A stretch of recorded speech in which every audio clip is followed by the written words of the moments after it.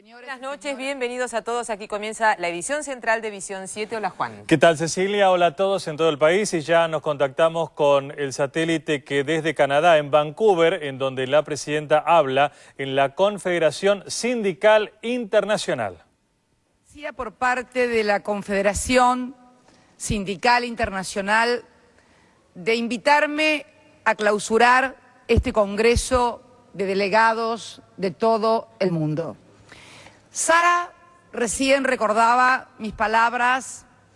en Ginebra durante el año pasado, ya desatada la crisis,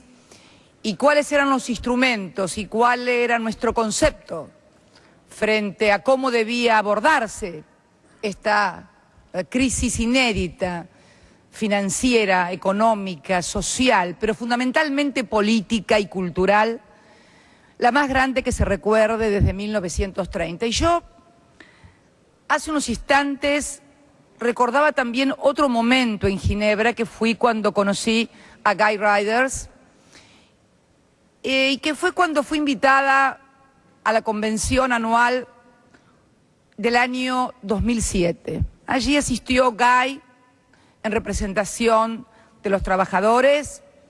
el entonces presidente de la Confederación de Empresarios Españoles, José María Cuevas, e invitaron a quien les habla, en ese momento senadora de la República Argentina, como la tercera pata de lo que es la negociación colectiva,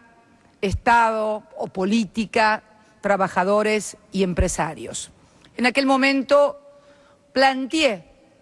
lo que había sido nuestro modelo de desarrollo a partir del año 2003 y tal vez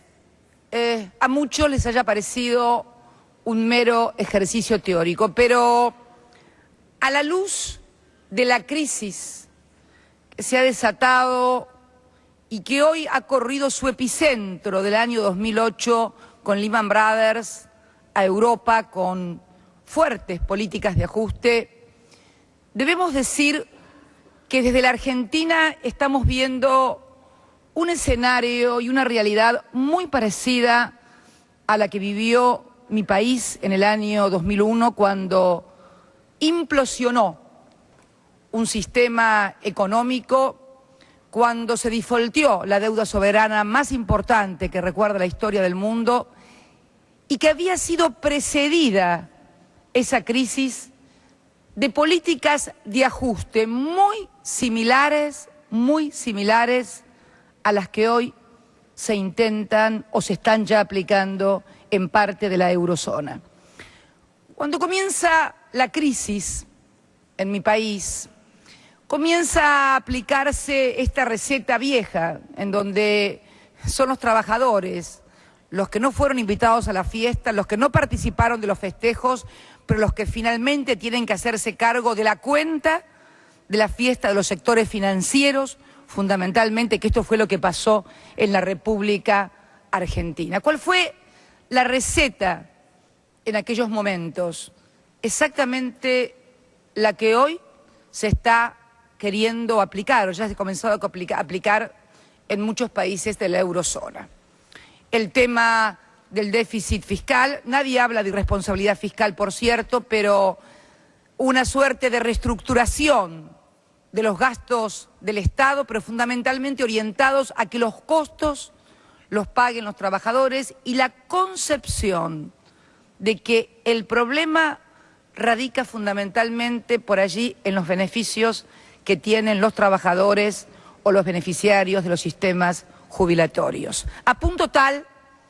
que se ensayaron reformas de flexibilización laboral, algunas realmente en un marco escandaloso de corrupción estatal, con sobornos que realmente todavía avergüenzan hoy a millones de argentinos. Y luego,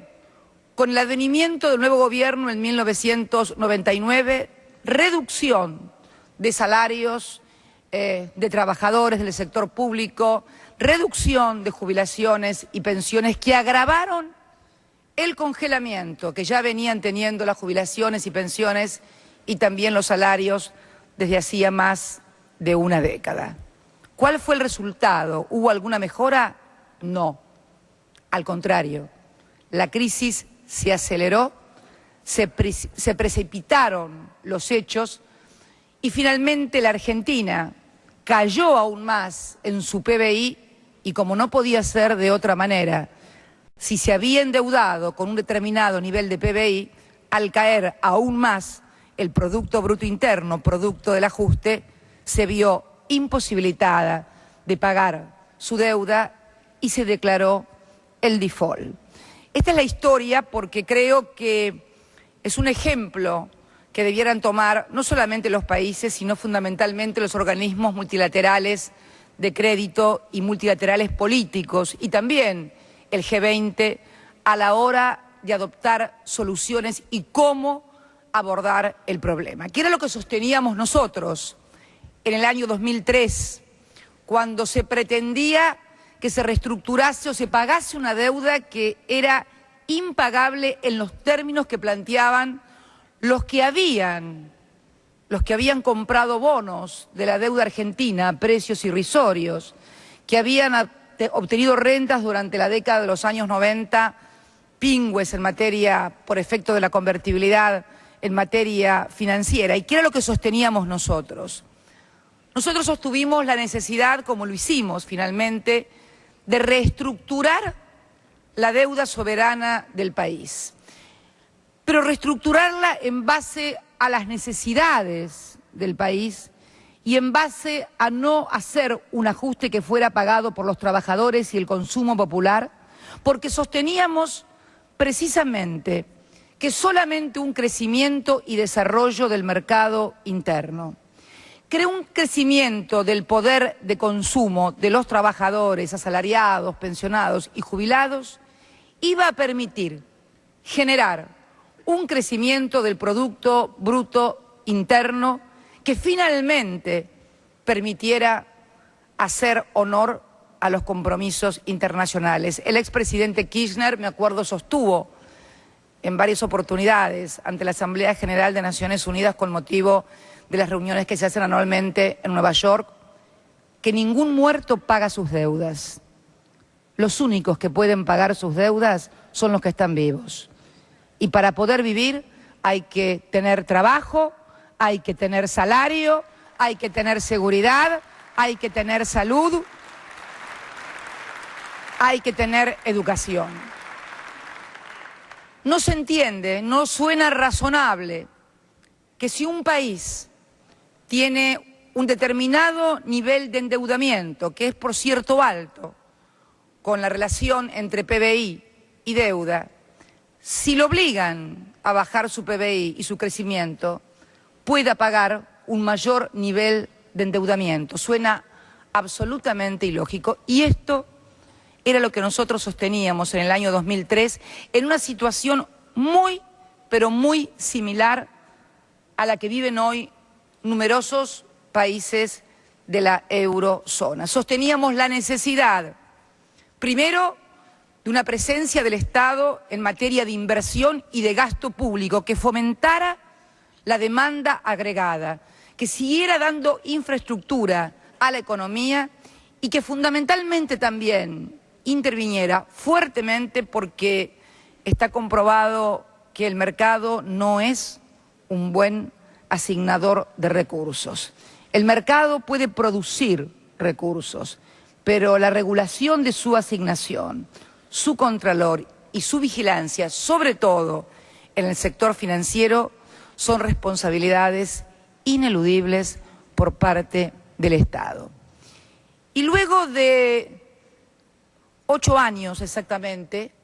25 de mayo del año 2003 a 25 de mayo del 2010, 7 años para ser más precisos, 7 años exactos, la Argentina, que había defaulteado la deuda soberana más importante en la historia del país, acaba este martes de reestructurar